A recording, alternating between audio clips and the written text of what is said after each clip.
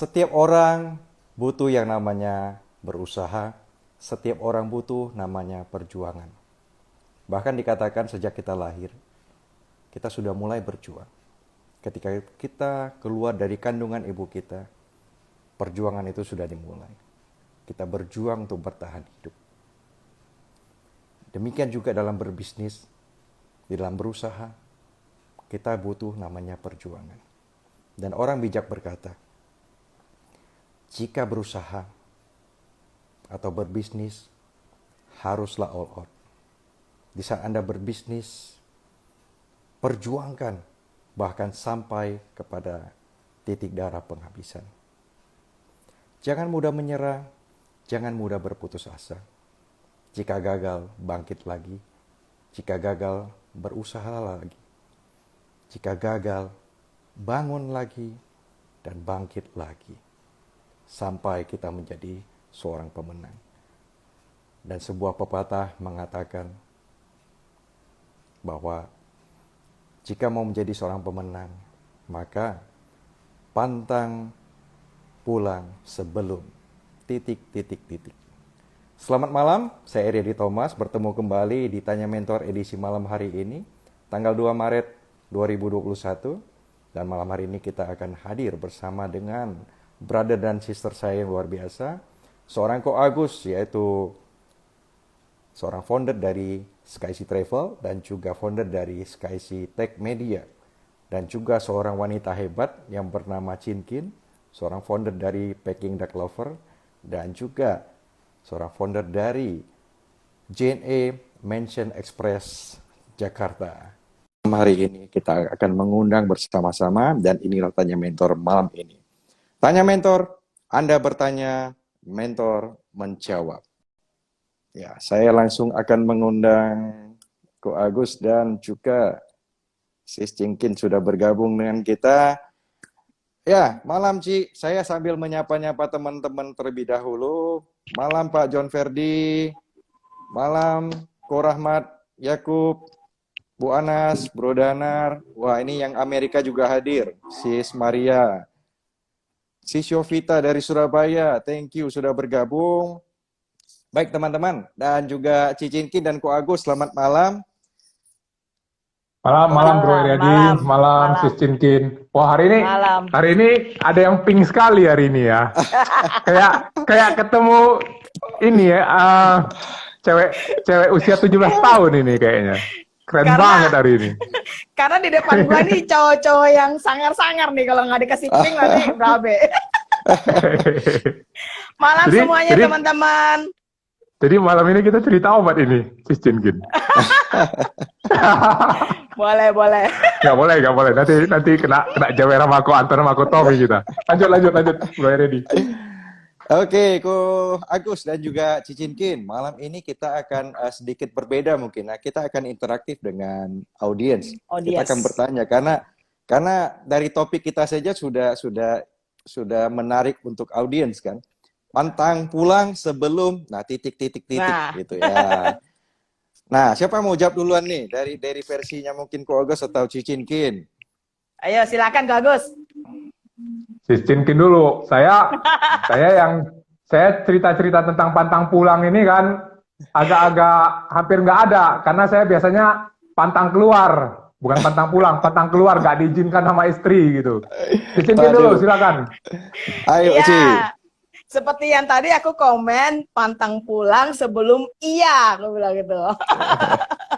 Ya itu dalam arti misalnya kita lagi pergi kemana gitu, lagi mau rencana apa gitu, mesti oke, iya, deal semua baru pulang gitu. Ya malam semuanya. Kira-kira seperti itu. Oke, Cicinkin, mungkin kalau dari usaha nih. Nah, dulu kan juga perjuangan yang saya tahu untuk JNE-nya juga bukan gampangan begitu, Ci. Yang saya Yes. tahu juga perjuangannya cukup luar biasa. Nah, mungkin lebih cocoknya mungkin pantang menyerah gitu ya, sebelum apa gitu, Ci.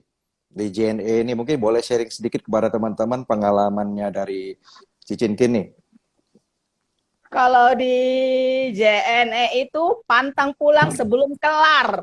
Jadi kerjaan itu nggak boleh simpen sampai besok. Jadi kan misalnya paket banyak nih, sampai jam 3 pagi kerjain tetap gitu sampai kelar baru pulang. Karena ya itu tanggung jawab kita kan bahwa paket yang udah nyampe di tempat kita harus kirim semua. Seperti itu. Jadi makanya kadang-kadang suka ada lembur gitu sampai pagi lagi. Pernah juga tempo hari dulu waktu zamannya mau lebaran itu pagi ketemu pagi lagi, Bro.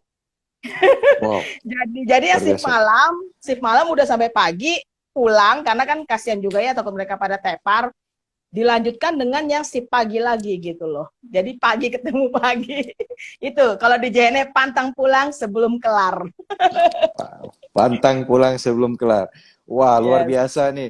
Oke, teman-teman, sebelum saya lanjut ke Ko Agus nih, teman-teman nanti mungkin bisa hadir ya. Menurut Anda pantang pulang itu sebelum apa? Nanti saya akan mengundang teman-teman yang mau hadir, mungkin boleh ketik TM ya. Nah, Yes. boleh bergabung dengan kita, boleh sedikit sharing nih. Tadi Cicinkin udah sharing, pantang pulang sebelum kelar gitu ya.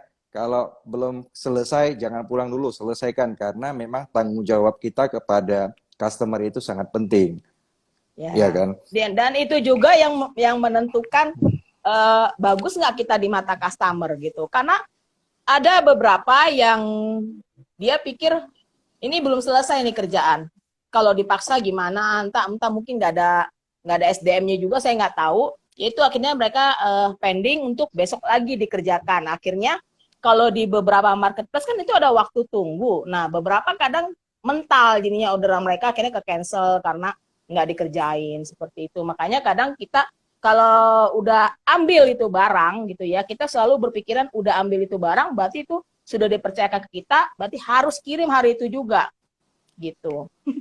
Setuju, Ci. Karena saya pernah mendengar dan setahu saya begini, Ci. Kita nggak bisa excuse bilang pekerjaan saya banyak, pekerjaan saya menumpuk. Nah, customer itu nggak pernah mau tahu bagaimana prosesnya. Dia hanya mau tahu hasil. Setuju nggak, Ci? Yes, betul. Dia nggak mau tahu lu mau babak belur, lu nggak mau tidur berapa hari, kagak mau tahu. Yang penting barang gua harus kirim. Dan kenapa? Ya karena kita udah ambil itu paket gitu loh. Berarti kan kita sanggup. Kalau kita nggak sanggup, lebih baik kita jangan ambil. Mereka bisa cari JNE lain atau ekspedisi lain. Cuman ya itu, kalau nyari ekspedisi lain, otomatis berarti customer kita ada kans untuk diambil orang lain kan. Mau nggak mau kita mesti Yes. gimana nih caranya gitu loh, biar customer ini tetap stay sama kita, yaitu service excellent, mau nggak mau seperti itu. Wah, keren. Wah, ini pembukaan udah keren nih. Ini kalau kita dengar yang dari Medan ini bakal lebih keren lagi. Ya kan? Oke, next Ko Agus. Dari sisi Ko Agus, pantang menyerah atau pantang pulang sebelum apa nih? Ayo. Kalau dikaitkan dengan bisnis,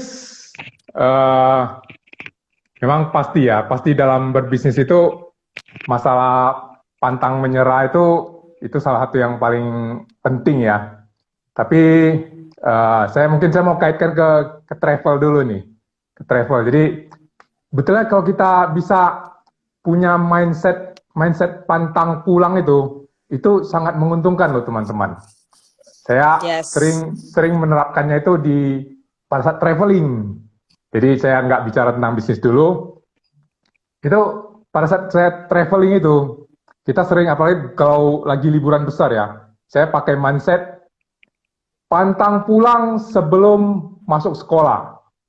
Jadi karena pakai mindset itu, akhirnya travelingnya jadi lama kan, jadi bisa sampai 1 bulan travelingnya, dan itu sangat menyenangkan, sangat membahagiakan. Terus biasanya juga saya ada satu mindset lagi, pantang pulang sebelum masuk ke Thailand. Jadi pada saat traveling itu biasanya kita kadang-kadang traveling ke beberapa negara ya, tapi karena ada satu mindset pantang pulang sebelum ke Thailand, jadi pasti kita pulangnya kita akan ada singgah dulu ke Thailand beberapa hari, baru pulang ke Indonesia. Dan itu betul-betul sangat membuat suatu kebahagiaan yang luar biasa. Jadi kalau kita terapkan dalam traveling, dalam kehidupan sehari-hari, itu bisa membuat diri kita sangat bahagia. Itu pastinya kalau diterapkan dalam bisnis, pantang pulang sebelum titik-titik ini pasti akan sangat berguna bagi bisnis kita gitu. Jadi mungkin nanti kita lebih supaya lebih ini lagi ya, lebih tepat sasaran lagi. Mungkin kita minta teman-teman yang punya pengalaman dalam bisnisnya atau dalam kehidupannya tentang topik hari ini, kita ajak join supaya kita bisa sama-sama kasih input ataupun kita bisa sama diskusi nanti. Dari Bro Eriadi harusnya juga saya kira ini ada satu topik yang cocok juga dengan Bro Eriadi ini, karena saya kira yang pernah saya ikutin cerita hidup Bro Eriadi ini ada juga terkait dengan ini, Bro. Silakan, Bro. Nah, saya juga mau nanya sama Bro Eriadi nih. Dia kan servis iPhone. Seumpama dia lagi servis nanggung nih. Taruhlah udah jam 3 pagi, udah suntuk banget. Itu bisa ditinggal nggak sih, Bro? Besok kerjain lagi. Ingat nggak kerjaan terakhir itu apa gitu? Oke. Nah, teman-teman, tapi nggak tahu kenapa ini di tempat saya tombol untuk mengundang hilang. Atau mungkin hanya bisa 3, yang lalu bisa 4 begitu ya. Tapi mudah-mudahan bisa, nanti kita bisa mengundang teman-teman lagi gitu. Oke. Gini aja Bro. Gini aja, misalnya ada teman yang mau masuk, tinggal ketik TM kan, nanti salah satu kita keluar apa, entah aku atau Ko Agus gitu aja. Gantian, iya. Ya, Gantian. teman-teman yang mau join, boleh ya, monggo. Oke, teman-teman yang mau join, boleh silakan ketik TM. Nah, teman-teman juga ini adalah risiko jika kita mengundang adalah host, itu kita harus sebagai host harus siap ditanya gitu ya. Siap. Nah, menjawab pertanyaannya Ko Agus dan juga Cicinkin, mungkin Cicinkin dulu lah ya.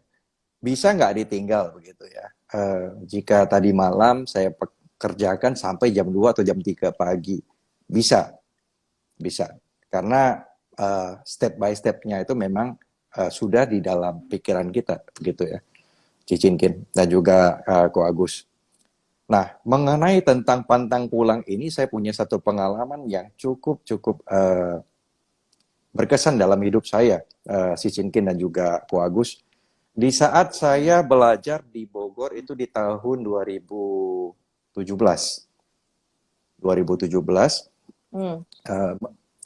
saya diberikan waktu hanya 14 hari. Saya diberikan waktu 14 hari harus bisa belajar, karena begini, waktu itu memang sudah ditentukan begitu ya. Seberapa kamu dapat, itulah modalmu, dan saya harus pulang ke Aceh belajar sendiri gitu. Karena kan nggak bisa bolak-balik tuh dari misalnya dari Aceh, saya pada saat itu di Bogor ya, di Gunung Putri. Nah, nggak bisa bolak-balik begitu ya. Nah, jadi saya pikir saya cuma punya waktu 14 hari.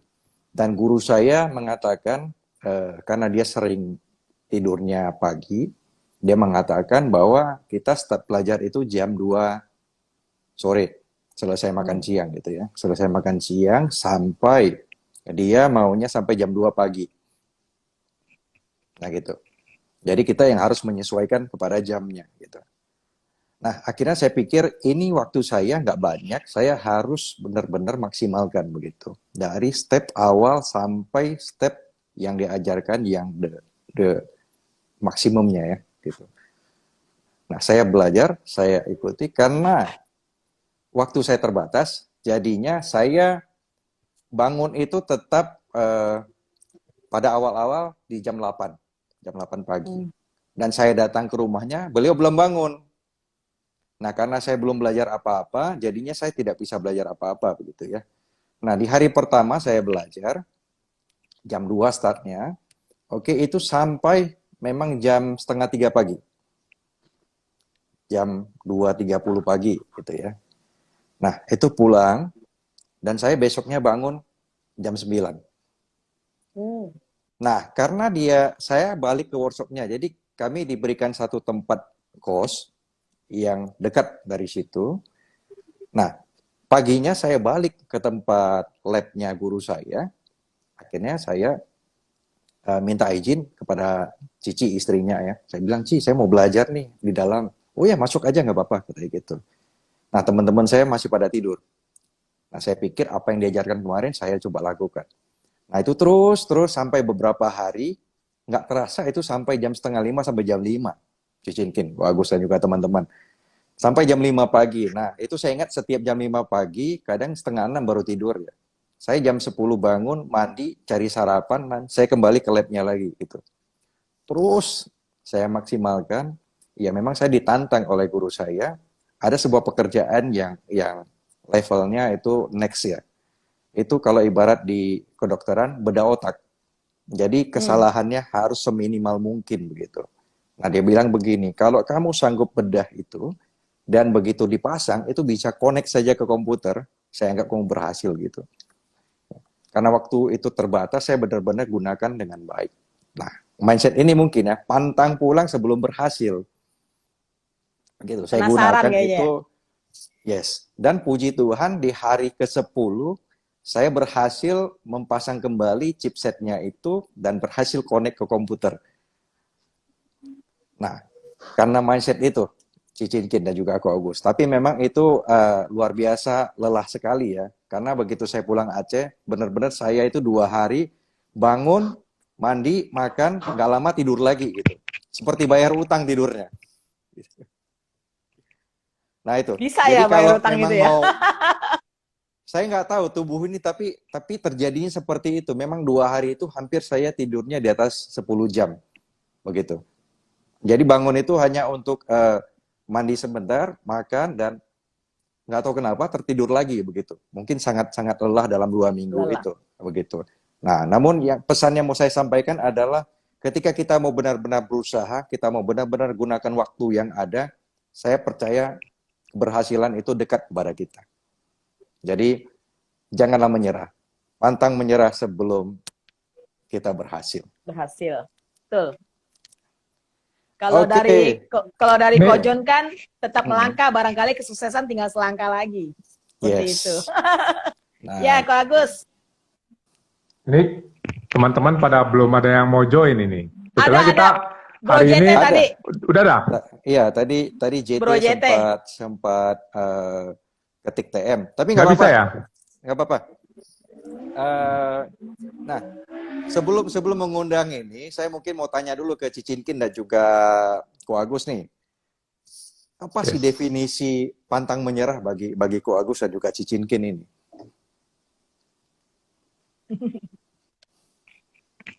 Ya, Ko Agus duluan, gantian. Kenapa begini? Pikir dulu lah. Ini pertanyaannya berat juga pantang menyerah ini. Makanya aku Enggak. oper ke Enggak. Ko Agus dulu. Cincin tahu aja kalau aku ditanyain seperti gini kadang-kadang blank juga jawabnya gitu kan. Ayo Cicinkin, bantuin Cicinkin. Betulnya bagi saya ya, nggak ada jawabannya sih. Ini Aryadi kok jadi hilang ini. Jadi Ada. jadi benernya gini. Sebenarnya kalau saya sendiri ya, masalah pantang menyerah ini memang itu satu hal yang sangat-sangat krusial ya. Tapi juga sebenarnya kadang-kadang saya merasa kadang-kadang kita perlu ini juga loh. Kalau di situasi-situasi tertentu kita perlu juga berserah gitu ya. Perlu berserah, kita pelajari kembali situasinya, barusan kita gas kembali gitu. Jadi ya gitulah. Cincin lah. Oke. Yuk, silakan Cicinkin. Oh, ini udah bisa gabung ini. Sudah. Ya, malam Ko JT. Oke, nggak apa-apa. Ya. Sebelum malam Bro JT. Kalau saya pantang menyerah itu artinya gini, kalau kita kepengen sesuatu gitu kan, kepengen itu kan berarti harus dapet gitu istilahnya. Jadi dengan cara apapun, misalnya coba cara A nggak bisa, cara B, cara C, cara D, yang penting kita mulai dulu ya, maksudnya kerjain gitu, coba cara A, oh nggak bisa, coba cara B nggak bisa, cara C, cara D, sampai akhirnya seperti Ko Agus gitu, mundur dulu satu langkah. Kalau misalnya udah mentok nih sama sekali nggak bisa, coba mundur dulu, nyantai dulu, pergi dulu kemana, refreshing. Kadang di saat kita pikiran udah kebuka, baru bisa mikir lagi gitu loh, kita mau ngapain lagi. Tapi kalau memang bener-bener mentok nggak bisa, ya udah, berarti karena anggapannya ya itu bukan jalan kita, bukan milik kita. mending kita cari lagi yang lain gitu. Tapi sepengalaman ya, selama kita itu punya niat baik, apa yang kita pengen pasti berhasil kalau kita usahakan, selama itu tujuannya baik. Itu sih kalau dari aku. Jadi sebenarnya boleh pulang dulu sih, betulnya Boleh. nggak harus, jangan pantang pulang gitu. Kita boleh pulang dulu, nengok-nengok istri dulu, kita refreshing sebentar. Setelah itu kita keluar lagi, kita fight lagi gitu ya. Yes, itu kan Bro JT, silakan. pepatahnya itu kok. Pemadam kebakaran. Jadi pantang pulang sebelum Oh. hasil padam gitu ya. Oke, nah ini Bro JT kebetulan udah berhenti ya, Bro ya. Karena nggak boleh kita live sambil jalan di mobil, ini bahaya. Santai bro, santai, safety kok. Kalau mengenai topik ini ya, saya sering taruh di Instagram saya atau di Facebook saya tulis foto saya. Kalian tidak bisa mengalahkan nih orang karena dia tidak pernah menyerah. Saya pernah sering itu menjadi salah satu kalimat magic word-nya saya untuk motivasi diri saya sendiri. Ya sebenarnya artinya sama ya. Kita pantang pulang sebelum apa ini. Ya banyak bisa dikerjakan, ya bisa juga dipakai untuk hal-hal negatif ataupun hal-hal positif sih. Yes. Kalau hal-hal negatif dulu ya. Ini teman-teman jangan niru ya kalau negatifnya. Pantang pulang sebelum mabuk. Tapi kalau sudah mabuk nggak pulang. Nggak bisa pulang. Nggak bisa pulang kalau udah mabuk. Dulu. Nggak bisa pulang. Nah, makanya jangan diikuti. Benar, nggak benar. Nah, Itu dulu juga gitu. Nah itu salah, Jadi justru nggak pulang kan? Ya, tapi justru maksud saya begini, kalimat itu sebenarnya bisa dipakai dimanapun. Tapi tergantung kita pemaknanya seperti apa. Jadi semua orang pasti punya target. Melakukan sesuatu hal itu mereka pasti punya target kan. Yang penting targetnya tercapai baru boleh pulang. Walaupun ya mungkin kadang-kadang istirahat di tengah jalan, barusan jalan lagi. Ya kita tetap pulang, tapi nanti setelah kerjaan selesai baru pulang ya. Tapi bukan benar-benar secara langsung tidak pulang kan. Nah, kejadian kemarin juga kan masalah. Kok aku juga tahu kan 1 bulan ini kan masalah event kita kan ada sedikit kendala. Tapi saya bilang sama Ko Agus saya kali ini nggak mau lagi. Saya harus fight, harus jadikan event ini berhasil dan bersyukur dalam periode 1 bulan ini banyak progres yang saya beresin dan banyak teman-teman yang support dan banyak selebgram juga yang support, banyak top influencer Medan juga support event ini. Salah satunya tadi semalam kita undang confirm ya, tadi pagi saya confirm dengan Indra Kents akan hadir di acara saya. Wow, Jadi keren. ya mindset itu yang tetap saya pakai. Kamu tidak bisa mengalahkan pria di foto ini karena dia tidak pernah menyerah. Ya sama sih ya, artinya seperti yang tadi ya. Pantang pulang sebelum apa ini. Kalau saya sih, saya sering, kalau misalnya ya, saya kalau sudah ada maunya ya, saya nggak pernah, maksudnya ya kadang-kadang ada lah ya sedikit berkeluh kesah, tapi saya tidak berhenti, saya tetap melaju. Tapi kalau sudah tidak ada maunya, misalnya sudah udah deh ini nggak buat gua deh. Walaupun itu hasilnya lagi jalan, gua akan lepasin. Kalau gua gitu. Jadi pantang pulang. Kalau misalnya hasilnya sudah ada juga saya akan pulang, nggak peduli. Tapi kalau misalnya itu target gua dan belum ada hasilnya, gua akan kejar. Walaupun nggak pulang-pulang dalam 1 tahun nggak apa-apa. Kalau ini Itu nggak bagi gua, itu kalau saya- Bro Agus nggak bisa, nggak pulang, bingung diantar. Iya, kok saya harus pulang dulu saya, kok nggak gawat nanti. Oke, thank you Bro JT.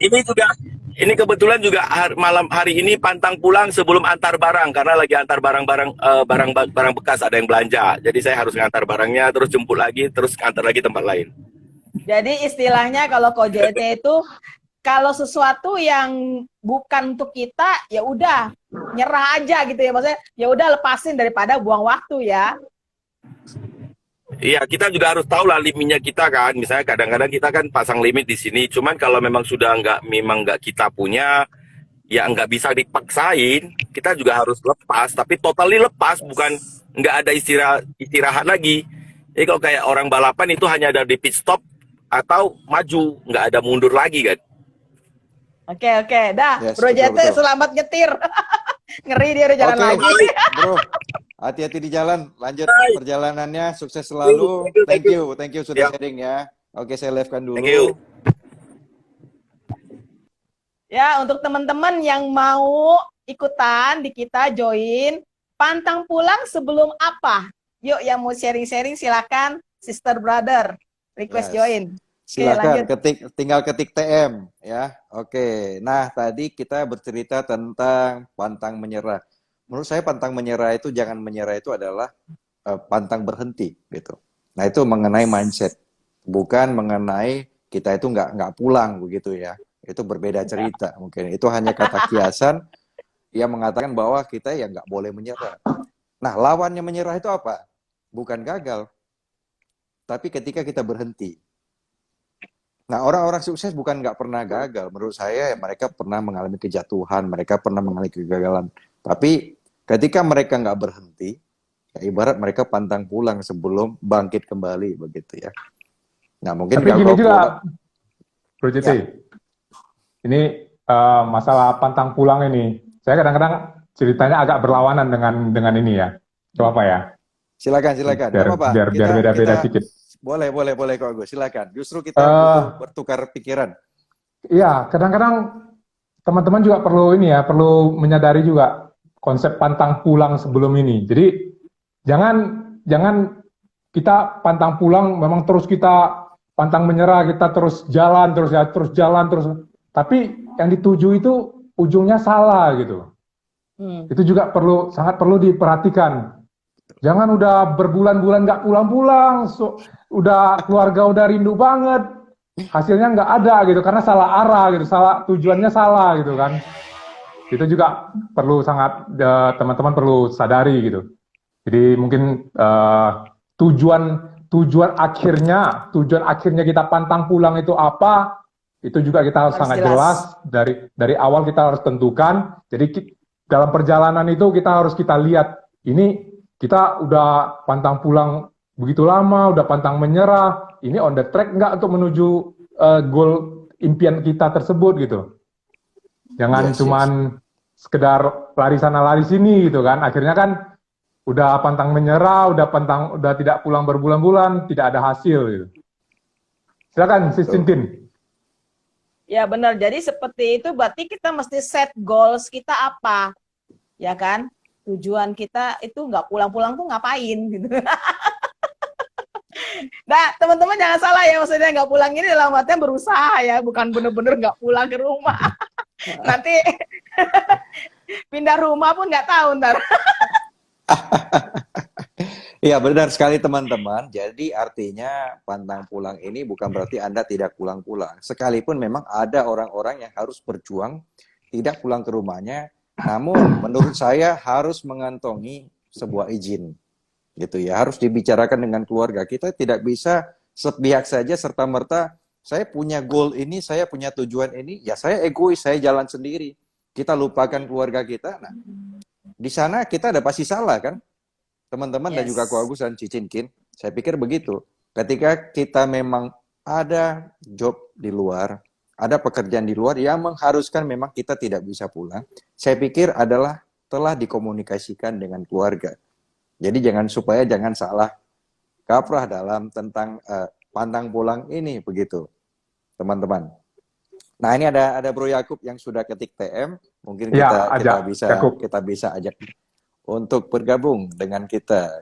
Kadang kan gini juga ya, ada beberapa pengalaman kayak om aku sendiri gitu ya. Om aku itu dia memang nggak pulang, dia merantau ke Jepang.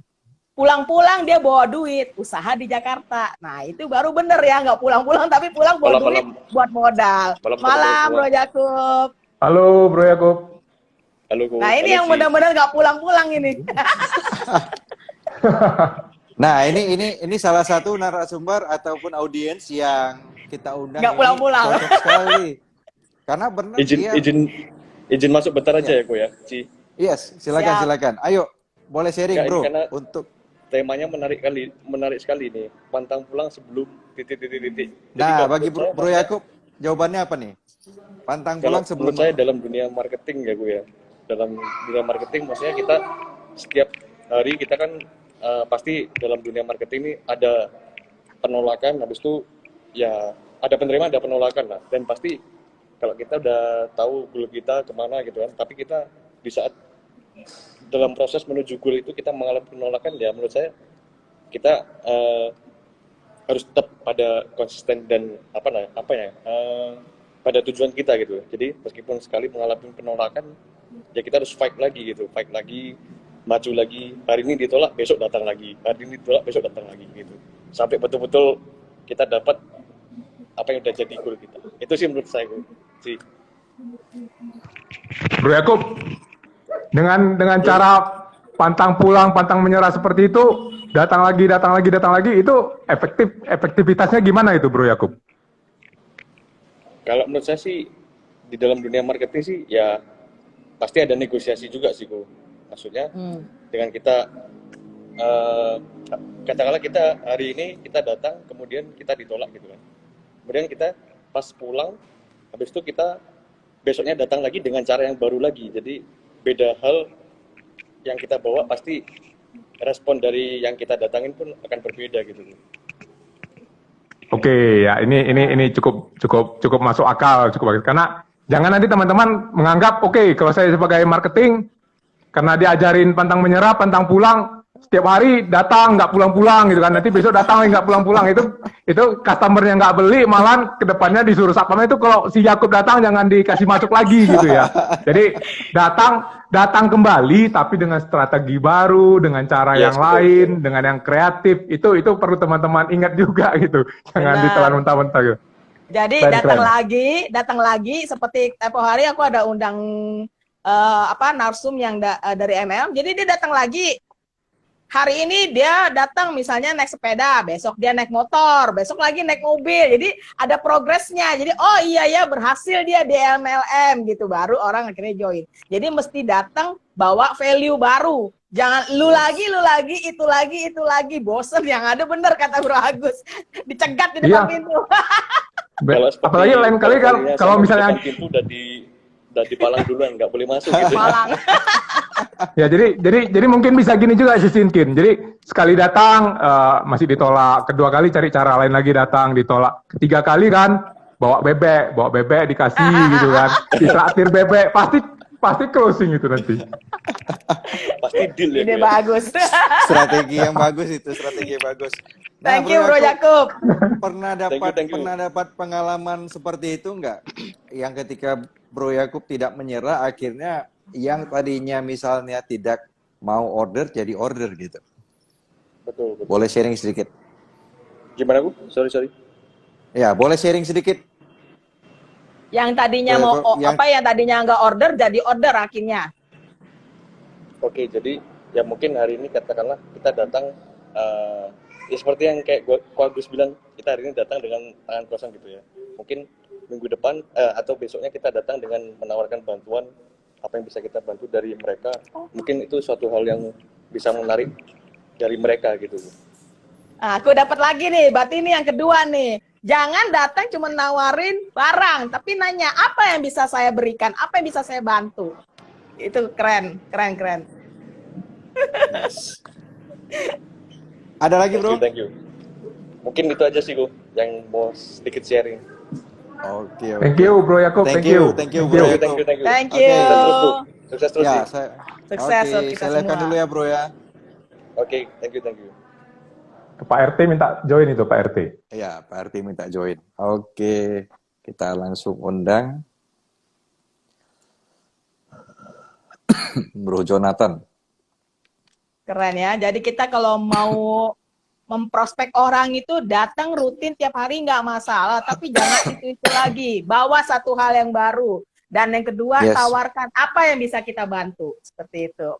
Halo Jangan Pak RT. pattern yang sama ya, si Cinkin ya. Kayaknya Halo, ada yang Bro baru. Adi. Kayaknya ada yang baru ya. Keren. Bro Agus, si Cinkin, apaan yang baru? Keren. Ini rambut kayaknya makin jigrak aja. Udah lama ini. Malam. Ya makin, tapi perjalanan. memang kelihatan makin muda sih malam ini. Ini mungkin Iya, makin efek-efek dari si Shinkin juga ini. Ini Jadi kita semuanya jadi makin muda jadinya. kita beneran Blackpink loh. Ini black semua aku pingsan nih. benar. Monggo, Ko Jonathan Yes, Pak. silakan. Apa yang bisa di-sharing? Pak RT. Nah, menurut sisi Pak RT nih, dari sisi Pak RT, pantang pulang sebelum apa nih? Kalau saya pantang pulang sebelum closing. Wow, keren. Cakep. Nah, pengalamannya boleh sharing dong. Pak RT. Maksudnya gini, kalau di properti kan nggak mungkin kita nggak pulang ya, pasti kan pulang ke rumah. Iya, kan nggak Kayaknya- mungkin dong kalau Semua ketakutan nggak bisa pulang. nggak, maksudnya begini, kalau misalnya belum closing hari ini, kan nggak mungkin kita nggak pulang. Kalau nggak pulang, ntar saya nggak ketemu istri. Yes. Repot. Iya, jadi maksudnya begini loh. Kalau di properti pantang pulang sebelum closing, misalnya hari ini tidak closing, ya, belum closing, ya, jangan katakan tidak, tapi belum. Nah, kalau di properti itu pantang pulang sebelum closingnya itu kita pakai follow up, ya, follow up dengan klien. Nah, saya pernah ada kejadian saya follow up klien itu setahun loh, 1 tahun. 1 tahun itu dia cari lokasi untuk usaha. Saya sudah bantu ya, kasih survei ke sini, tapi belum ada yang cocok. Akhirnya saya gali kebutuhannya dia gitu. Sebenarnya kisaran berapa budgetnya, terus mau pasarannya seperti apa ya. Nah, nanti udah kita gali, nah kita kasih lagi alternatif lain. Ya, waktu itu ada 2 tempat dia galau nih. Mau yang ini atau itu ya. Kalau yang satu lokasinya ramenya tuh kalau malam aja gitu. Nah, tapi kalau yang satu itu masih sepi. Tapi itu akan ramai. Akhirnya setelah dia berpikir, dia oke, 1 tempat. Nah, akhirnya dia ambil, itu saya follow up 1 tahun lebih. Nah, kalau saya nyerah, itu nggak bakal closing. Makanya pantang pulang sebelum closing. Itu kalau di properti follow up namanya. Keren. Pak RT, Ya. saya protes kalau yang ini. Pantang pulang sebelum closing, nggak mungkin. Nggak mungkin. Kenapa tuh? Kalau Pak RT pakai prinsip pantang pulang sebelum closing, Nggak Sis boleh Amelia sekarang udah cerai dari Pak RT ini. Waduh. Buktinya setahun lebih nggak closing kan? Setahun lebih nggak closing, setahun lebih nggak pulang, bisa bahaya ini. Iya kan? Maksudnya Nggak boleh kan bilang, tadi nggak dia. boleh. Nggak, mungkin gini, mungkin sedikit tambahan ke teman-teman. Pantang pulang sebelumnya itu jangan pakai yang kecil, seperti closing. Seperti yang kecil-kecil. Itu bahaya bagi kita. Karena itu peluang terjadinya besar gitu. Maksudnya peluang kita hari ini kita ketemu customer, nggak closing, itu kan kalau kita tanamkan ke diri kita, pantang pulang sebelum closing. Begitu kita ketemu customer dan nggak closing, kita pulang, berarti kita udah menyalahi yang kita tanamkan diri kita, pantang menyerah tersebut sudah kita langgar gitu kan. Tapi kalau kita pantang pulang sebelumnya itu suatu hal yang besar gitu ya. Seperti saya pantang pulang sebelum saya bisa mensukseskan sangat banyak UMKM kecil. Jadi saya sudah 2 tahun lebih ini saya bangun Sky City Media. Terus terang itu investasinya sudah cukup besar, tapi tidak membuat saya menyerah, tidak membuat saya merasa waduh saya sudah keluar uang sangat banyak di Sky City Media ini gitu. Karena pantang pulang sebelumnya itu ada satu tujuan yang sangat besar gitu. Tapi kalau saya pakai pantang pulang sebelum bisnis saya ini dapatin cuman misalnya dapatin 10 klien gitu atau sebulan dapat 10 klien, pantang pulang sebulan dapat 10 klien. Ternyata sebulannya cuma dapat 5 klien. Itu kan udah nggak ini kan, udah akan membuat saya merasa gagal ataupun akhirnya bisa menyalahi yang tertanam di diri saya gitu.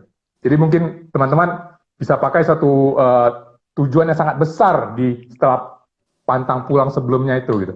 Mungkin itu sih masukan saya sih. Oke, Ko Agus, mungkin sedikit saya ini dulu ya.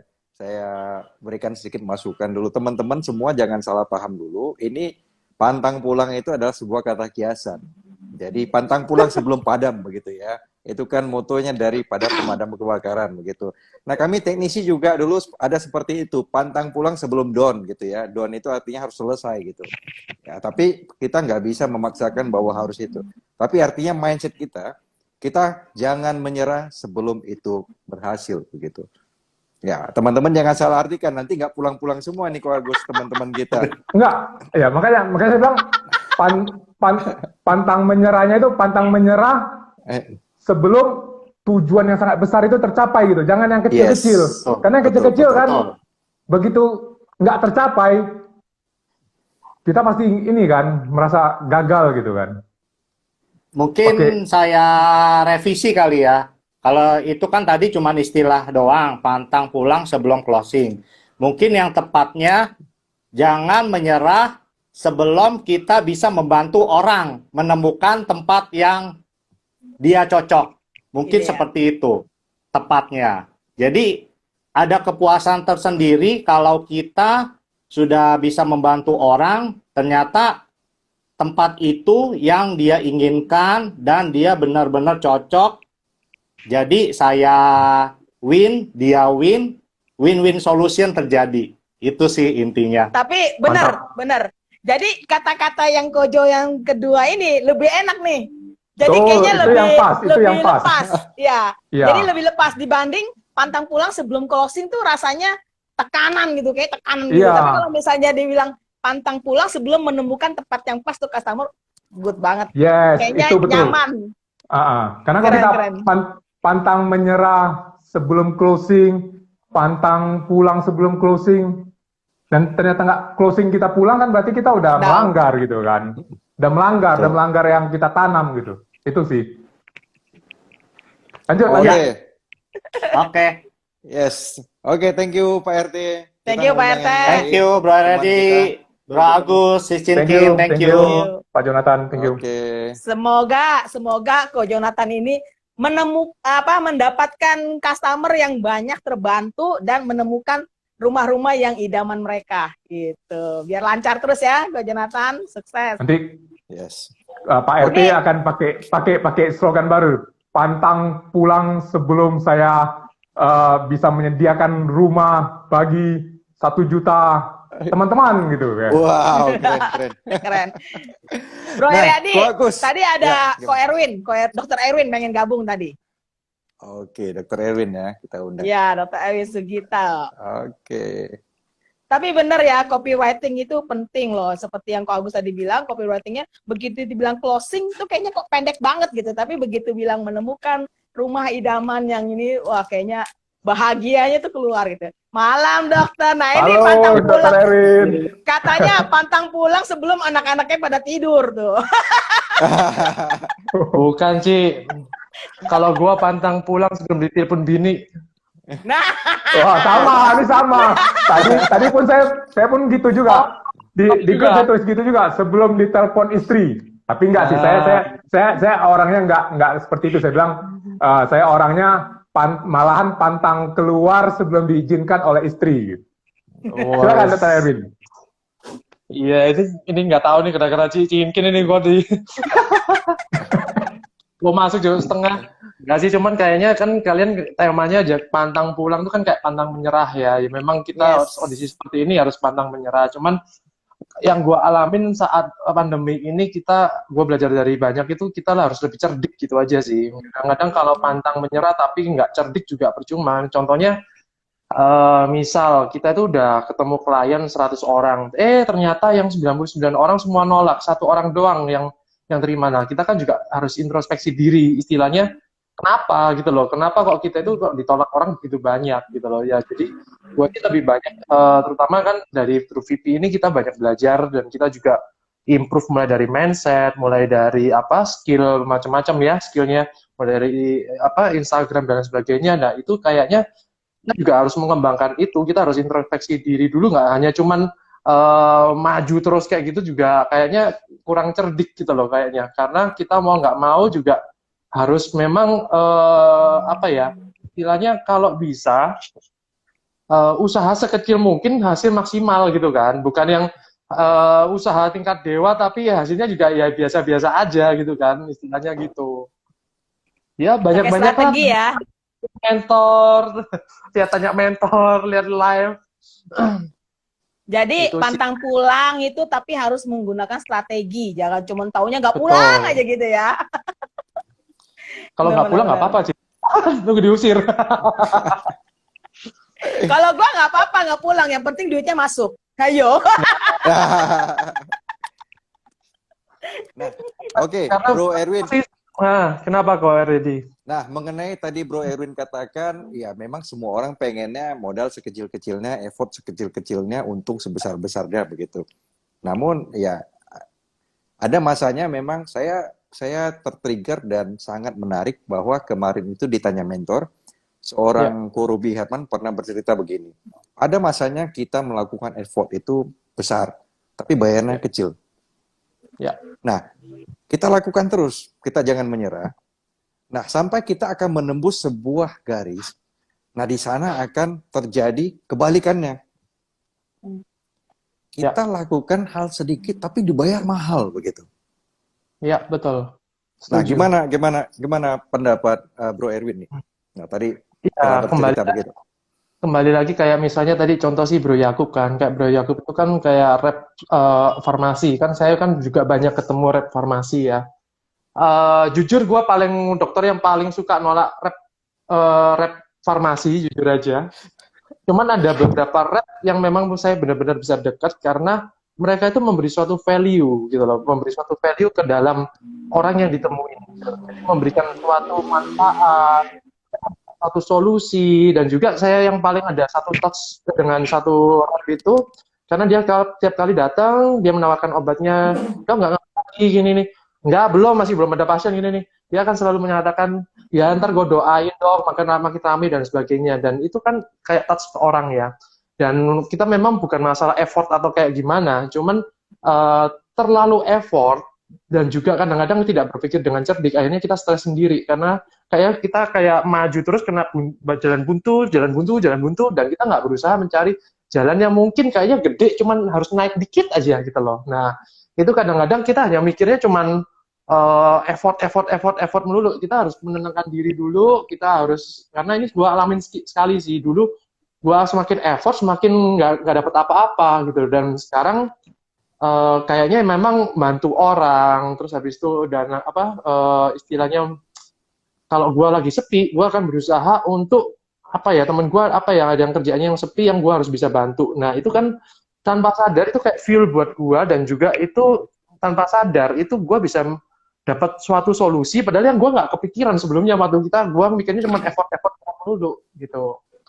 Dan kalau gue kan estetik kan di dunia estetik ya, dan kalau gue sih dulu sempat yang paling powerful itu adalah yang ajaran dikotomi adalah the power of 300.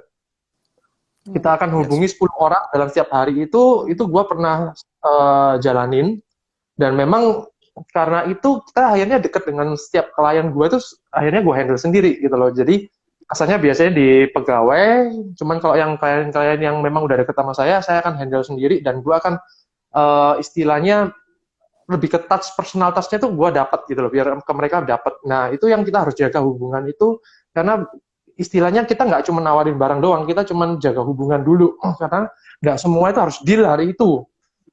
Kadang-kadang dealnya mungkin nanti atau nanti ada pintu kesempatan yang pasti kebuka suatu saat.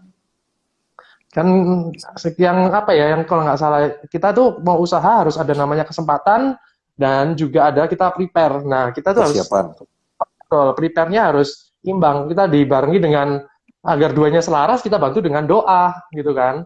biar cepat akselerasinya kita bantu dengan sedekah. Menurut gua powerful banget rumusnya. Betul, setuju, setuju. Keren banget itu memang. Yes, Oke. itu deh. Giliran banyak lain deh. Oke, sukses buat semuanya. Keren, Dr. Erwin. Sukses. Keren. Masukannya Dr. keren. Erwin, semoga semakin Thank you, laris thank you. Tanata Thank you. Kliniknya. Semua thank Oke, you. thank you, Pak Bro. Kita live-kan dulu, kita undang yang lain. Ya, Oke. semoga Tanata Kliniknya Dr. Erwin semakin ramai pengunjung. Amin. Amin, amin. Nah, tadi ada Bro Rahmat ya, kita akan undang. Nah, Pak John Alan, saya ini tertarik sekali mengundang jika memang bisa join, mungkin boleh Ko John Alan ketik TM. Tuh Kuramat mau tuh. Ya, Rahmat ini sedang diundang.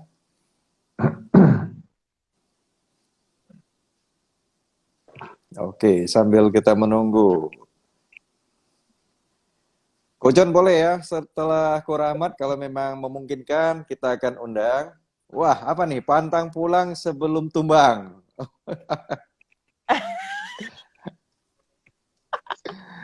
Oke, Ko Rahmat. Halo, Kuramat.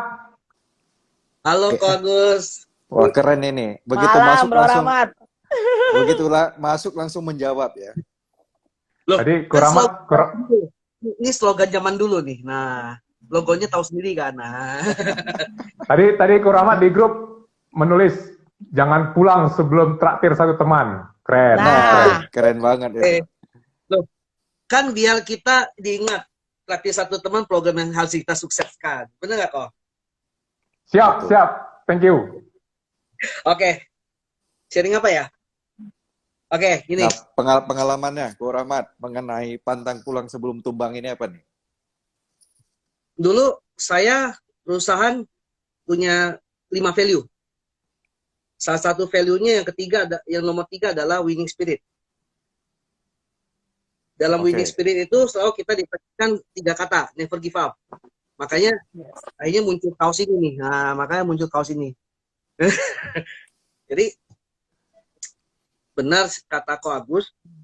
Ada saya nggak setuju dengan Ko Agus juga bahwa kata pantang pulang harus bikin yang besar. Enggak, itu goal kok, itu goal. Semua orang punya goal besar. Tapi slogan ini sebenarnya cuma untuk memacu semangat kita doang sebenarnya. Kayak pemadam kebakaran kan, dia kalau tulisannya bahwa pantang pulang sebelum padam ya, sebelum padam dia akan tidak nyerah, pokoknya hajar terus sampai itu. Nah, pengalaman dulu yang saya rasakan juga sama waktu kerja. Coba kalau udah mau tanggal 29, 30, 31, kita angka gak closing, nongkrong di kantor, tiduran di kantor rame-rame. Serius gak pulang. Jadi kita pikir ini caranya gimana dapat, akhirnya kita goal gitu kan. Mau jungkir balik gimana pun juga kita goal.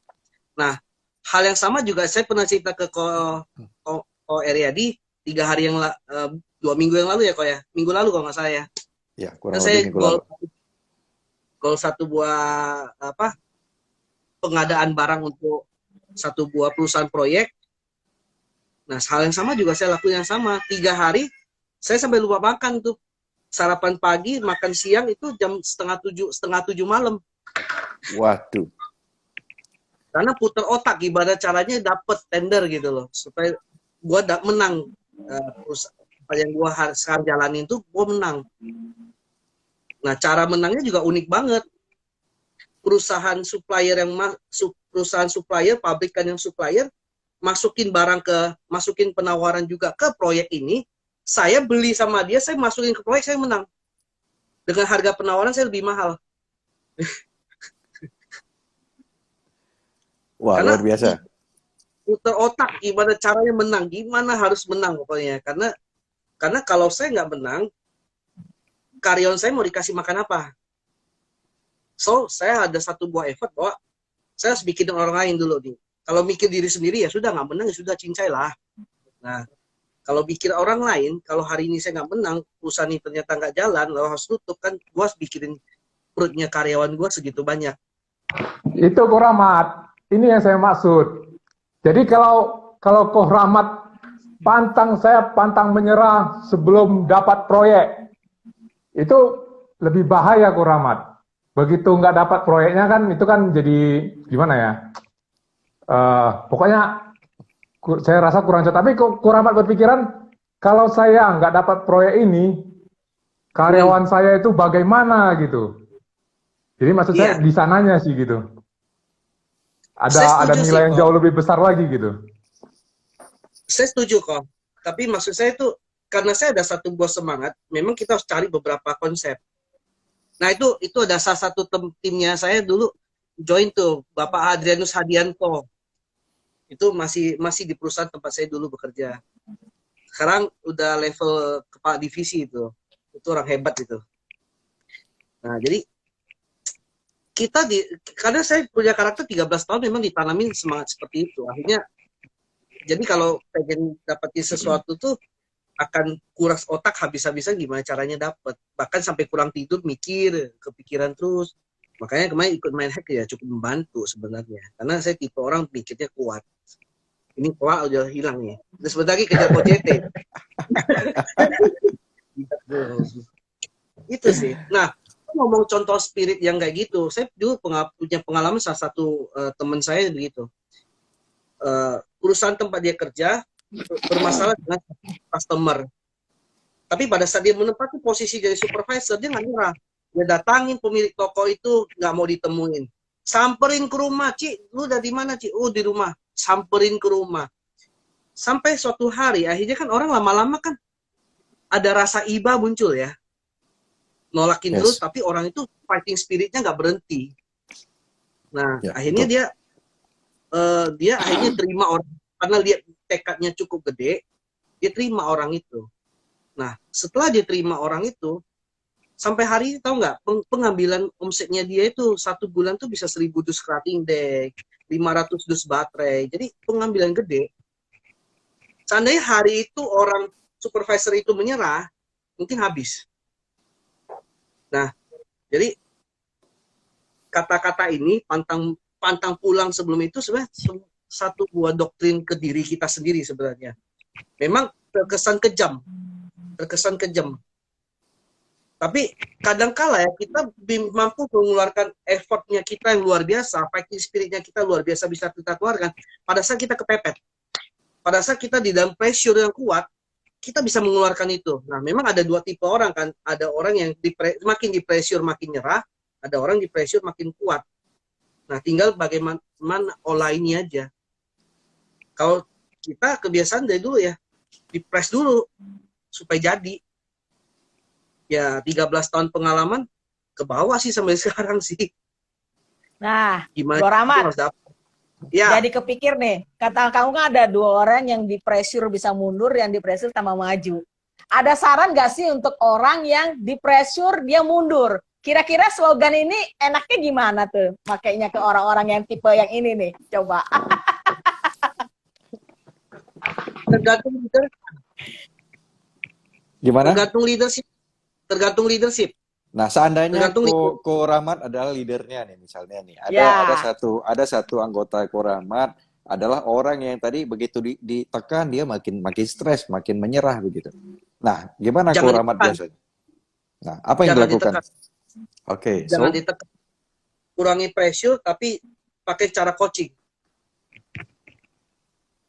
Award Jangan berlaku nggak? pressure tapi jalanin coaching. Karena separah-parahnya orang yang tidak bisa di pressure, pada saat dia kebakaran nggak mungkin dia diam-diam aja. Iya sih, bener-bener. Tetap akan lari ya. Nah, tinggal kita pakai cara mungkin lebih halus, ngolah, putar sedikit. Kasih dia penjelasan lebih ke dalam. Jadi jangan dipres dengan keras. Ada tipe orang kan jadi tendang nggak jalan. Kalau ada orang kan harus ditendang dulu baru dia jalan. Kalau satu lagi ya dia inisiatif jalan sendiri. Makanya kita kan memperlakukan sesuatu, kita lihat situasi orang yang kita hadapi seperti apa. Award, kalau Keren, award keren. dikasih award misalnya, ayo dong lu capai target segini, ntar lu dapat ini gitu. Menurut Ko Rahmat gimana tuh? Tergantung, Ci. Tergantung bagian masing-masing, Ci. Kalau orang sales tidak suka duit, dipacu dengan duit gak suka, mendingan jangan jadi orang sales. Itu aja. Setuju, setuju. Benar, benar, benar. Mesti milih orang yang tepat juga ya untuk yang sales. Bener, bener. Nah, Kalau orang oke. sales sudah di satu gepok uang di depan, tapi dia nggak mau kejar, ngapain lagi dipakai? Betul, betul, setuju. Nah, ini Mendingan Ko, dipindah bagian, tapi kita pindahin ke bagian yang mungkin lebih cocok. Ko Rahmat nih masih siap-siap ada satu sesi ditanya mentor. Kita akan belajar bersama Ko Rahmat mengenai bagaimana mementoring karyawan ataupun tim gitu ya. Bentar ya, Kak. Bentar ya, Kak. Oke. Kita belajar ini ya. Nah, itu. Oh, ada Highly keren itu effective bukunya. people. Oh, Seven Habits Keren, ya. keren. Oke. Ya, Seven Habits keren. Mantap, mantap. Nanti Ko Rahmat jangan di malam ini. Special Enggak lah. season. Oke, silakan, silakan. Apa nih mau dibagi? Apa lagi kok? Sudah kejawab kan? Oke. Oke, thank you Bro Rahmat.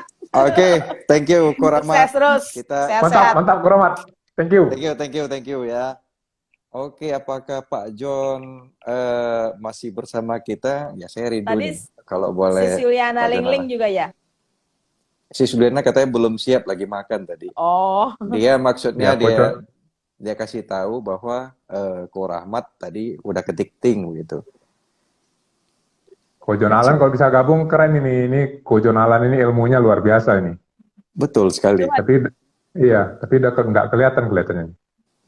Ko John Alan. Sudah saya undang. Ko John Alan boleh kasih jempol. Ini sudah saya kirim undangan. Mudah-mudahan beliau bisa hadir Sambil bersama-sama dengan kita. sambil nunggu ada pertanyaan dari Dr. Gigi Erasia Nipar.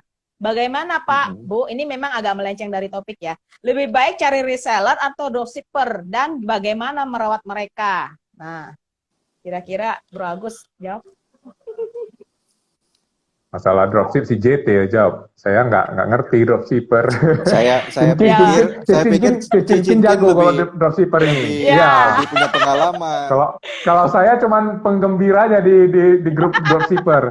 Gurunya si JT, saya ikutan aja. Iya, kalau Silakan, menurut Cincin. aku reseller sama dropshipper itu sebenarnya sama ya, sama-sama ngejualin barang juga. Cuman bedanya kalau reseller itu nggak nyetok barang. Kalau dropship itu bisa nyetok barang. Maksudnya gini loh, dia beli dulu. Kebalik, Cincin. Kebalik ya. Dropship Kebalik. reseller. Pokoknya gitulah. Pokoknya salah Reseller satu nyetok. tuh ada yang nyetok barang ya. Reseller nyetok. Oh ya, reseller nyetok ya. Yang dropship itu berarti langsung datang dari si penjual.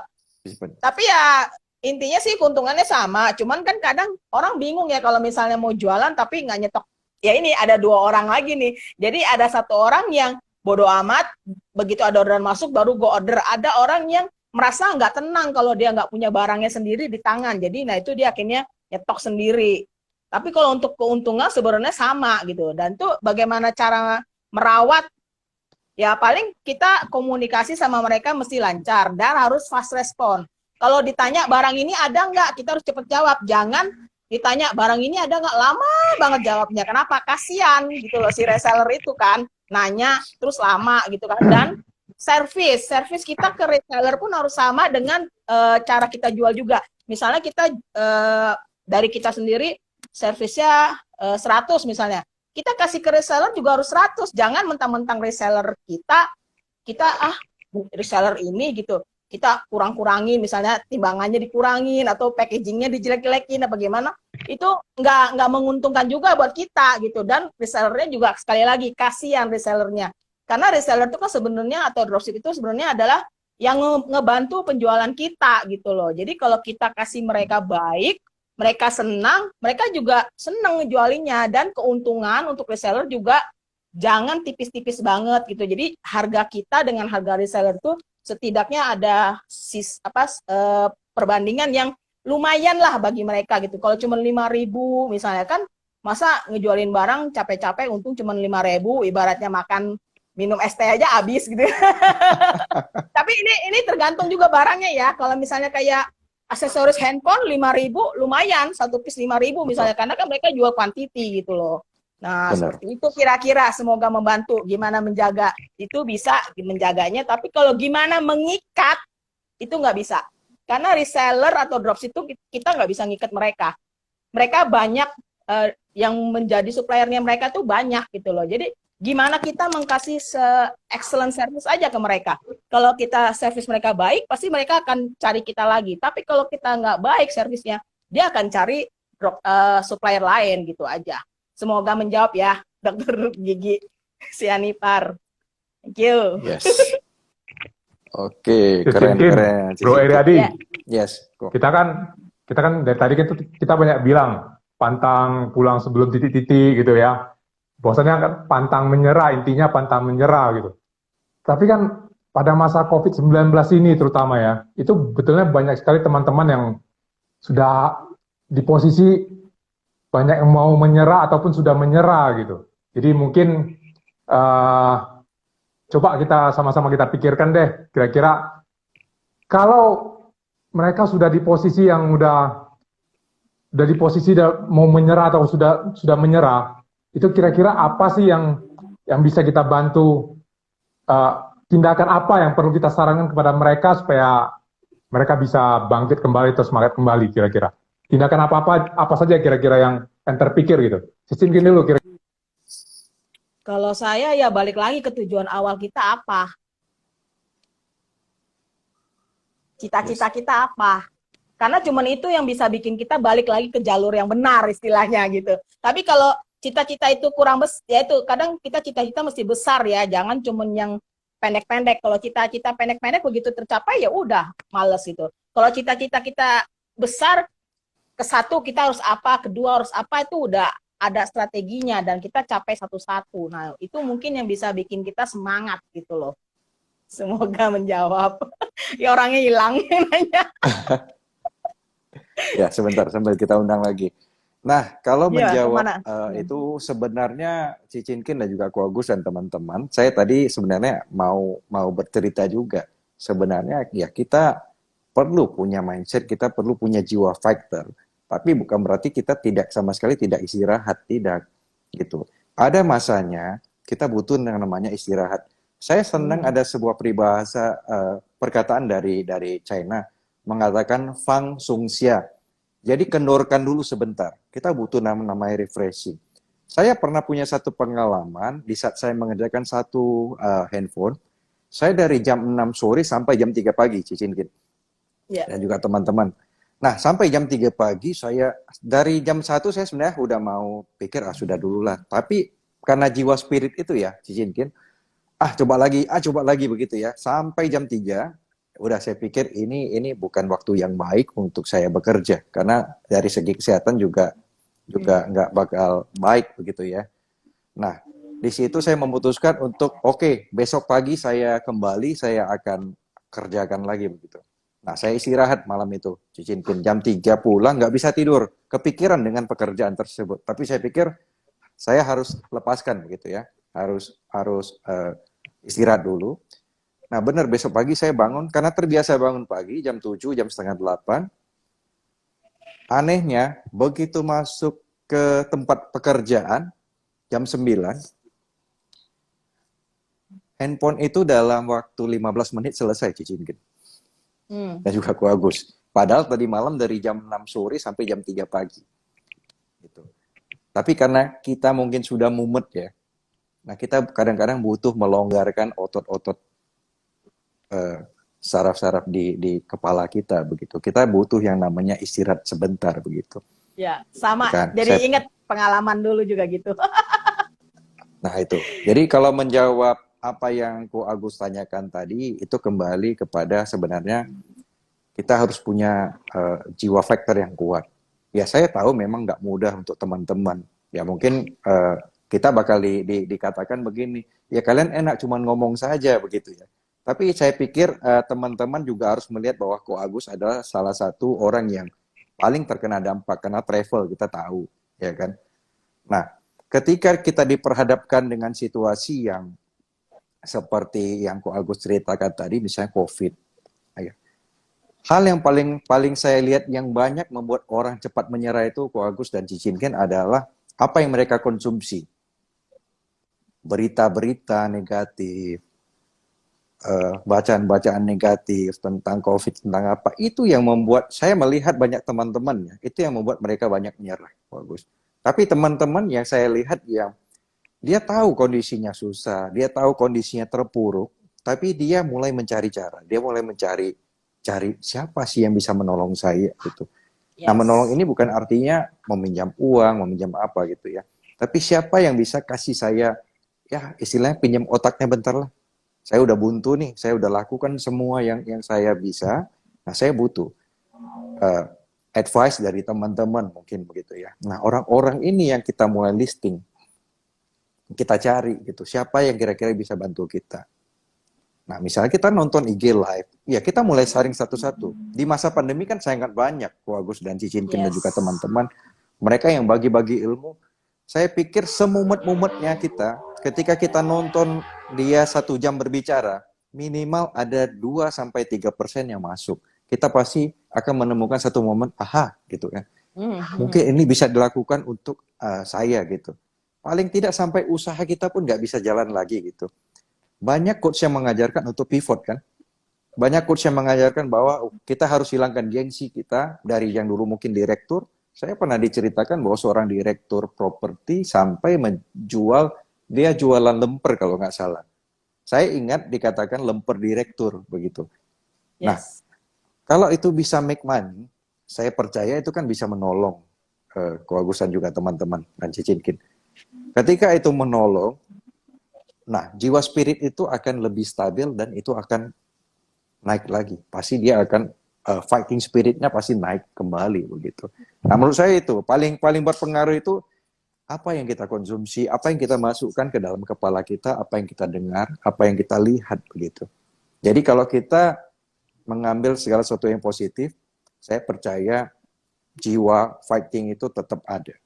Dan kembali, sampai pun itu paling lemah, saya punya sebuah kekuatan yang diajarkan oleh mentor saya adalah ketika semua apa yang kita miliki semua habis. Tapi masih ada satu yang bisa membuat kita tetap semangat, yaitu orang-orang yang kita cintai. Entah itu orang tua kita, entah itu keluarga kita. Pandanglah mereka, di saat kita terpuruk, pandanglah mereka. Maka semangat itu akan kembali. Nah, itu akan menjadi sebuah power, sebuah modal untuk kita bangkit kembali. Walaupun saya percaya tangan kosong kita akan bisa bangkit ketika semangat itu datang. Ya, mungkin Keren. itu dari saya, bagus. Keren. Cicinkin. Jadi mungkin saya sedikit tambahkan ya. Seperti saya mungkin teman-teman juga tahu bisnis utama saya travel sudah setahun lah ya. Setahun ini sudah sama sekali tidak bisa ngapa-ngapain sehingga bisa dibilang saya cukup pendapatan itu cukup banyak, berkurang sangat banyak sekali dari segi hal pendapatan gitu. Tapi beberapa hal yang mungkin bisa saya sharing ke teman-teman, apa yang saya lakukan adalah salah satunya baca buku. Baca buku ini penting banget. Jadi kalau teman-teman bisa usahakan sebanyak mungkin baca buku, terutama buku-buku yang bisa memberikan inspirasi bagi teman-teman, itu pasti sangat menolong sekali. Kedua, saya kira meditasi. Meditasi juga salah satu hal yang sangat bagus. Jadi pada saat pikiran kita itu kadang-kadang kacau, kadang-kadang stres, pada saat kita melakukan meditasi, itu biasanya kita bisa jauh lebih tenang kembali, bisa lebih bersyukur juga ya. Terus ikutan di komunitas-komunitas yang positif. Jadi seperti banyak teman-teman di sini kan join di Vibrasi Positif 1001, di Tanya Mentor. Nah, hal-hal seperti ini saya kira bagi teman-teman yang saat ini lagi hampir-hampir putus asa, hampir menyerah, ini juga karena ada dukungan dari vibrasi positif dari teman-teman di komunitas, itu juga nantinya bisa sangat membantu sekali. Bahkan salah satu partner bisnis saya, itu dia menyarankan suatu hal yang saya kira sangat ekstrim loh, Bro Eriadi sama Cicinkin. Tahu saran dia seperti apa? Saran dia adalah kita senang melihat orang menderita, katanya. Senang lihat orang menderita. Ini saya, waduh. Dia bilang, Gus, kamu kan suka ini ya, buat IG live. Kamu buat IG live itu cari orang yang lagi terpuruk. Karena orang suka melihat orang yang menderita. Dia bilang, wah ini bisa bahaya nih kita munculkan orang yang lagi terpuruk, lagi menderita. Gini katanya. Pada saat kalau kita ngelihat orang, pada saat kita lagi posisi sulit, kita lihat orang tuh sukses sekali. Kadang-kadang banyak, kita jangan munafik ya. Banyak sekali kita merasa malahan kita tuh, kok saya tertinggal sekali ya, kok saya gagal sekali ya, kok mereka bisa sampai seperti ini ya gitu. Tapi pada saat mereka melihat orang-orang yang terpuruk, mereka merasa, saya cukup bersyukur ya, kehidupan walaupun bisnis saya sekarang tutup, walaupun kondisi saya seperti ini, tapi saya harusnya sangat bersyukur gitu. Ini juga salah satu hal yang kadang-kadang kita nggak terpikir, tapi ini bisa membantu kita. Jadi bukan kita berdoa orang lain terpuruk, tidak. Jadi pada saat kita bisa sering melihat orang lain yang lagi kesusahan dan kita menyadari bahwasanya kita masih sangat-sangat beruntung, itu juga bisa menjadi salah satu hal yang membuat kita akan bisa naik kembali lagi gitu. Dan pastinya satu hal lagi yang sangat penting adalah rajin-rajin ikutan di IG Live Tanya Mentor. Itu pasti pengaruh sekali itu. Lanjut. Keren. Ko Agus. Wah, itu cukup luar biasa. Nah, Cincin, mungkin bisa ditambahkan? Ya, kalau saya sih dari dulu punya pemikiran seperti ini. Kalau kita ngerasa sial, nggak beruntung apa segala macam, kita nengoknya ke bawah nih. Lihat orang-orang yang di bawah kita nih. Masih banyak gitu ibaratnya yang di bawah kita gitu. Taraf hidupnya ya yang minta-minta lah apa segala macam. Dari situ benar kata Bro Agus, kita bisa bersyukur bahwa ternyata kita masih ada ya, masih punya ya gitu. Apa nih yang kita punya, apa yang bisa kita lakukan lagi gitu loh. Itu biasanya akan membuka pikiran kita, saya punya ini ternyata, ini kayaknya bisa diginiin, bisa digituin. Jadi kayak punya kreasi sendiri, jadinya kreatif sendiri gitu loh. Kalau kita bisa bersyukur dulu pertama ya kan. Tapi kalau kita ngelihatnya ke atas, kalau ke atas itu, melihat ke atas ini, itu untuk target kita, untuk goals kita, supaya kita bisa seperti mereka lah setidaknya. Kalau bisa melampaui mereka malah gitu. Jadi kalau bersyukur saya lihat ke bawah, kalau untuk goal saya lihatnya ke atas gitu. Jangan lihat kanan kiri, ini namanya repot, nggak fokus nih. Ke sini, itu bagus, kayaknya saya kerja ini cocok. Lagi, ini enak nih katanya datangin uangnya kayaknya gampang. Akhirnya di sini sedikit, di situ sedikit, nggak ada yang kepegang gitu. Jadi lihat ke atas, ke bawah, udah gitu aja cukup. Menurut saya sih seperti itu ya. Gitu kira-kira Bro Heri. Keren. Nah, saya setuju tuh Ko Agus dengan yang Ko Agus cerita tadi tuh tentang meditasi. Nah, itulah yang saya sebut tadi, ada filosofi di Taiwan itu, kita butuh namanya merenggangkan otot kita. Mereka mengatakan Fang Sung Xia. Ya. Melonggarkan sebentar, begitu Ko Agus. Jadi ada saat-saatnya memang ketika kita sangat lelah, kita sangat mumet, itu sangat sulit untuk memikirkan sebuah jalan keluar, gitu. Namun itulah, ada orang yang bermeditasi, ada orang yang berdoa, ada orang yang saat teduh, begitu ya, Cicinkin. Nah, mereka akan menemukan sebuah ketenangan. Nah, ada ilmunya kan ketika kita sudah tenang, maka IQ kita itu naik. Dengan sangat gampang kita akan bisa menyelesaikan masalah. Saya membaca sebuah buku baru-baru ini dari Krishnamurti. Di saat kita memang stres, kita melihat masalah itu sangat besar, sangat tinggi. Namun di saat kita bisa mengatasi stres ini, nah kita kan naik nih, emosi kita stabil ya. Begitu stabil kita melihat masalah itu di bawah. Akhirnya kita merasa ya ini masalah sebenarnya bukan besar banget. Tapi besarnya kenapa? Ketika kita di bawah melihatnya ke atas begitu. Nah gitu. Mungkin begitu kalau dari saya, Ko Agus dan juga Cicinkin. Ini topiknya sangat menarik ya, pantang pulang sebelum. Banyak ini ada teman-teman beberapa lagi sebenarnya yang minta request join lagi. Nah, ini gimana nih? Apakah kita tambah satu orang lagi atau kita sudahi nih? Bebas. Silakan. Kita orang bebas ya, Bro Agus. Bebas, gas saja. Iya, gas terus. Selama masih ada teman-teman yang mau bertanya, lanjut. Oke, kebetulan nih, silakan teman-teman. juga Cicinkin. Ayo. Saya sebenarnya begitu topik ini diberikan, saya langsung mendapatkan sebuah tantangan begitu, Ko Agus dan juga Cicinkin. Saya tadi jam 6 sore dapat satu pekerjaan yang jam 9 ini harus selesai. Sedangkan saya harus Ya loh. live begitu ya. Ya, Tapi gimana itulah tuh? butuhnya mindset. Saya sambil bekerja, ini tinggal Sambil kalau live. bisa lihat sambil live. Jadi tinggal Wah. sekitar Wah. 14 menit. Keren, keren. 14 menit Sambil lagi live, selesai. sambil kerja, Bro. Bisa? Bisa kok. Nah, ini jadi Ini butuh konsentrasi padahal lo kerjanya dia itu. Memang kalau Keren, keren, kalau untuk tanya mentor, Bro Eriadi nggak ada tandingnya lah, nggak ada tandingannya. saya Memang juga masih keren banget. belajar. Tadi Siswarni sepertinya ya. Siapa nih yang mau Saya juga gabung ini? belajar. Siswarni tadi. Bu Warni ya. Oh ya, mengenai pantang menyerah ini, saya kira saya sampai sekarang masih punya ini pendirian pribadi saya ya. Saya kira dimanapun kita harus punya suatu tujuan yang sangat besar sekali loh. Karena kalau kita nggak punya satu tujuan yang sangat besar sekali, itu sulit untuk membuat kita pantang menyerah. Ini betul-betul saya kira teman-teman coba pikirkan lah. Dalam hidup kita ini, kalau kita punya satu tujuan yang sangat besar yang ingin kita tuju, pada saat kita kena masalah-masalah kecil, hambatan-hambatan kecil, itu nggak akan jadi masalah jadinya. Karena kita tahu tujuan kita ke sana gitu, tujuan kita yang sebesar ini gitu. Itu penting banget sih. Ya, Mungkin setuju. si Cinkin bisa jelaskan lebih detail, karena saya kadang-kadang kalau disuruh jelaskan lebih terperinci kan, nggak keluar kata-katanya. Silakan. Sama. Eriadi lebih keren kalau jelaskan secara terperinci ya. Kita ini setipe, Bro Agus. Kita ini setipe.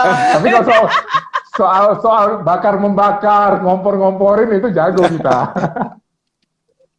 Ya, jadi saya kadang-kadang Ayo, teman-teman. butuh Cicinkin dan juga Ko Agus untuk membakar suasana begitu ya.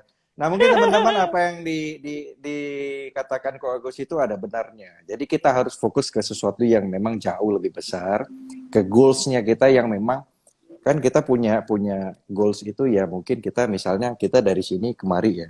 Seringnya kita cuman melihat sini kemari gitu ya. Tapi itu nggak salah. Tapi kalau dari awal nggak melihat kemari, hanya lihat kemari, begitu jalan kemari kan nanti mau jalan ke sini itu bakal ketemu masalah. Tapi kalau kita tahu tujuan kita kemari, maka kita akan pasti ya masalah ini nggak apa-apa. Memang ini adalah jalurnya begitu ya. Nah juga tentang fokus itu gitu. Jadi saya belajar dari para nelayan. Dulu saya sering mancing gitu ya, Ko Agus dan Cicinkin teman-teman. Saya sering mancing, kita naik kapal ke tengah laut gitu ya. Nah ada temen yang mabuk laut, ada yang tidak. Jadi ada yang bilang kan minum airnya begitu ya. Tapi saya minum air nggak berhasil. Awalnya saya juga mabuk begitu ya.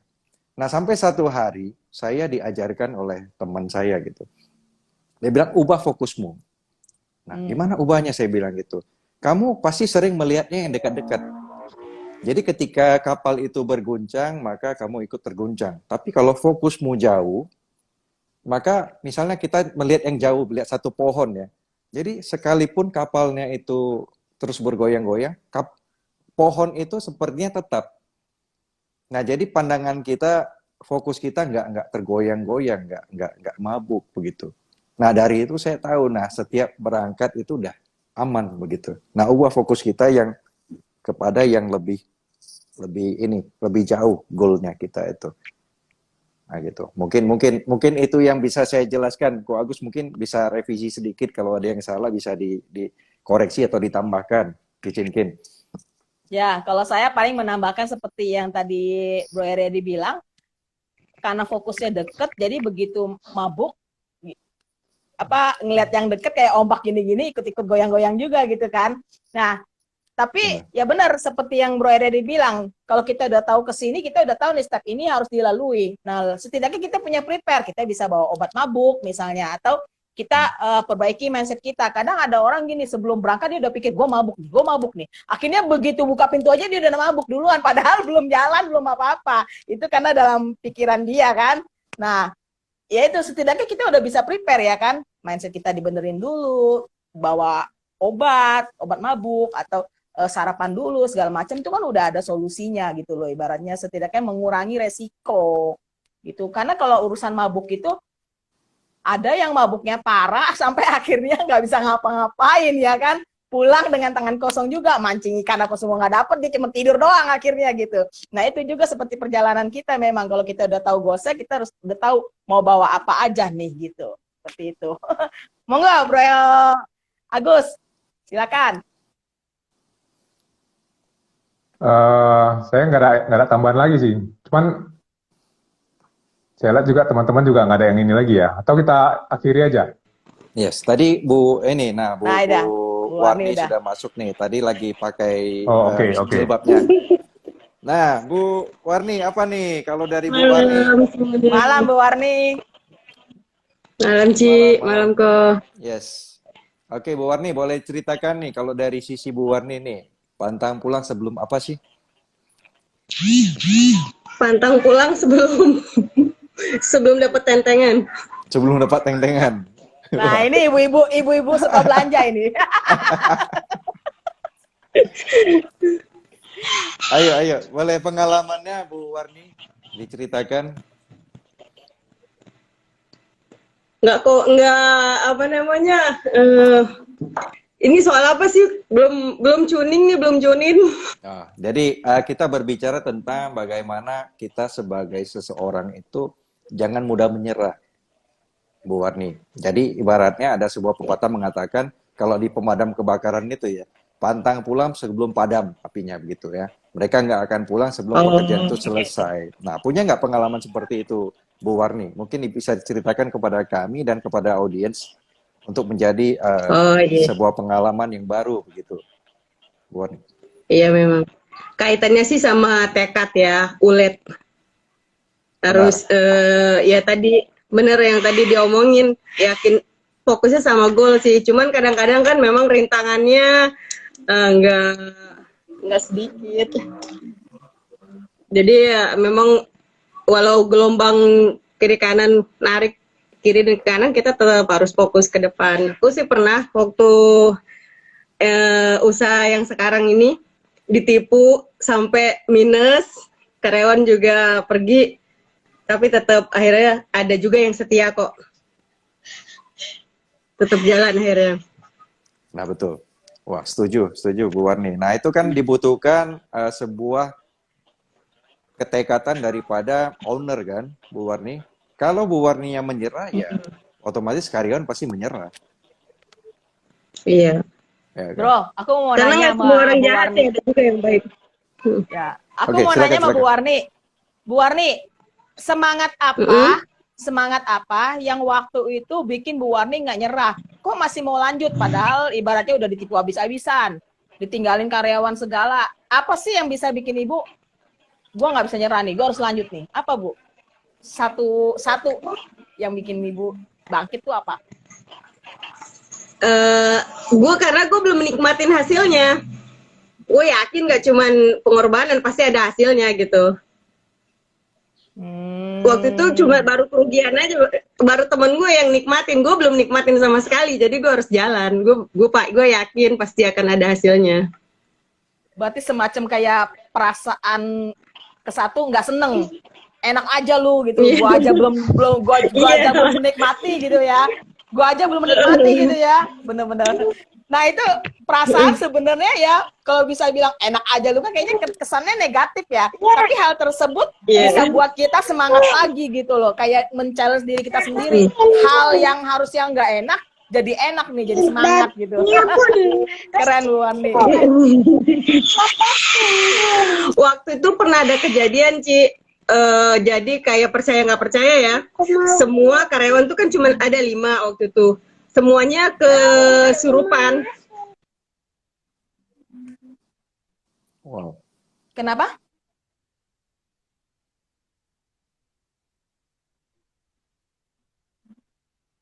Oh. Yes, oke. Ya, terus? Ya jadi dari cerita-ceritanya dia bikin aku motivasi akhirnya? tersendiri gitu. Justru memotivasi aku. Selama ini ternyata dia enak banget gitu. Aku sendiri belum menikmati. Dari itu sih. Ya artinya kita harus motivasi diri kita sendiri ya Bu Warni ya untuk terus berjuang ya, dan pantang menyerah.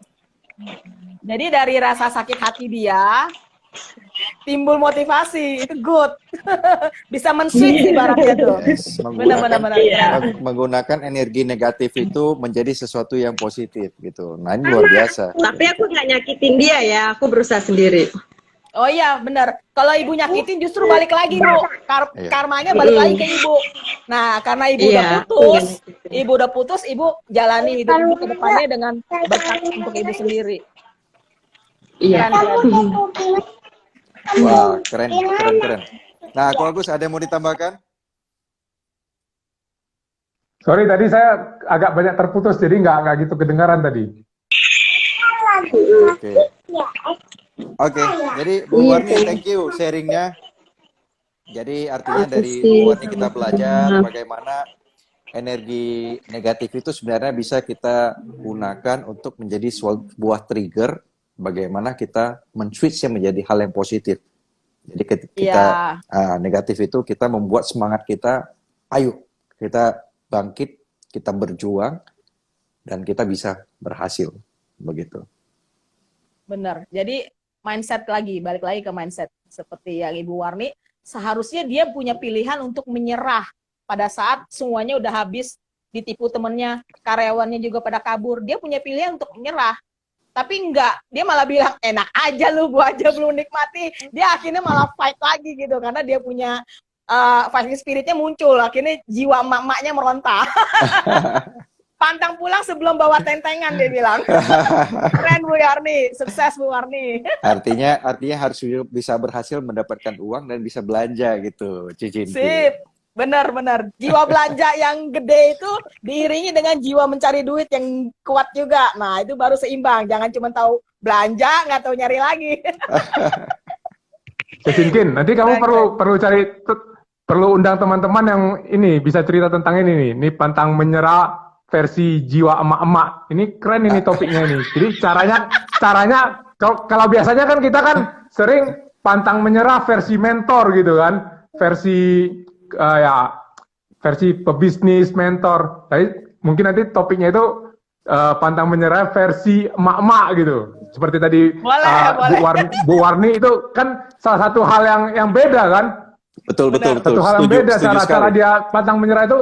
Wah, saya belum menikmati. Kamu nggak mungkin saya nyerah sekarang karena saya belum menikmati gitu kan, enak aja gitu kan. Itu kan satu hal yang kita kan nggak terpikir kan. Wah, ternyata bisa juga ya pakai cara ini, bisa juga tuh jadi pantang menyerah gitu. Keren itu. Benar. Oke. Benar. Jadi ke-trigger nanti kita nyari emak-emak ya, yang suka bawa tentengan. Oke. Cicinkin, Ko Agus dan juga teman-teman, thank you banget dari tadi 30-an orang terus stay tune bersama-sama dengan kita. Saya pikir ini malam hari ini topiknya sungguh luar biasa. Teman-teman, kita juga sama-sama belajar lah. Saya pikir juga dari pengalaman-pengalaman teman-teman yang tadi kita hadirkan di tengah-tengah kita bisa belajar bahwa sebenarnya setiap orang itu punya fighting spirit di dalam dirinya. Seseorang itu, ya kita belajar dari yang semalam ya, semua orang itu punya kekuatan super di dalam dirinya. Jadi inner power sebenarnya ada. Nah, persoalannya adalah adakah kita mengaktifkannya itu? Adakah kita menggunakan itu untuk kita gunakan untuk berjuang? Nah, itulah malam hari ini kami hadir bersama-sama membahas bahwa jangan mudah menyerah, jangan mudah berputus asa. Ketika kita terpuruk, bangkit lagi. Ketika kita jatuh, bangun lagi, berusaha lagi. Dan harus selalu semangat dan terus bangkit, terus berjuang. Karena Anda adalah pemenang, Anda adalah seorang pejuang yang hebat. Di dalam diri Anda ada sebuah kekuatan besar yang akan membuat Anda sukses. Selamat malam, saya Eriadi bersama dengan Cicin Kin dan juga Ko Agus Salim dari Medan. Sampai jumpa kembali di Tanya Mentor edisi berikutnya. Dan besok malam saya akan hadir dengan seorang copywriter yang cukup hebat. Kita akan bersama-sama belajar membongkar rahasia copywriting. Nah, ini sebuah topik yang sangat menarik karena di era pandemi adalah banyak yang berusaha dengan digital. Copywriting sangat menentukan penjualan Anda, copywriting sangat menentukan Anda bakal sukses atau tidak. Oke, baik, Yes. selamat malam, thank you sekali lagi. Sukses selalu Thank buat you, Cici teman-teman. Tin. Sukses Thank you, selalu buat teman-teman Sukses Bang buat semuanya. Bro Agus. Aryadi, sukses Kak Dan Agus. juga teman-teman Thank you, semua. teman-teman. Cici Tin, Riyadi. Thank you. Ya, selamat malam. Bye. See you, Bye. bye.